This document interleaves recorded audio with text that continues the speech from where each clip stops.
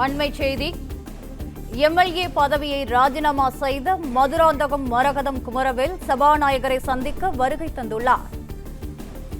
சத்யபாமா ஜெயக்குமாரை தொடர்ந்து மரகதம் குமரவேலும் சபாநாயகரை சந்திக்க வருகை தந்துள்ளார்.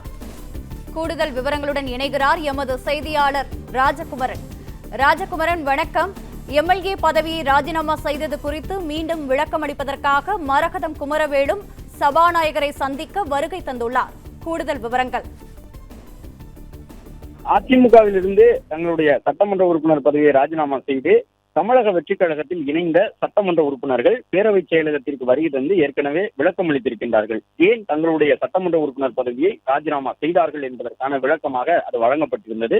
மேலும் கடிதம் மூலமாகவும் ஒரு சிலர் விளக்கம் அளித்திருந்தார்கள். இந்த நிலையில் தான் தற்பொழுது 3 சட்டமன்ற முன்னாள் உறுப்பினர்கள் இன்று நேரில் வருகை தந்து எழுத்துப்பூர்வ விளக்கத்தை வழங்கி வருகின்றார்கள். ஏற்கனவே அவர்கள் வழங்கியிருந்த தகவலோடு சேர்த்து கூடுதல் தகவலாக இவை அனைத்தும் இணைக்கப்படுகின்றன.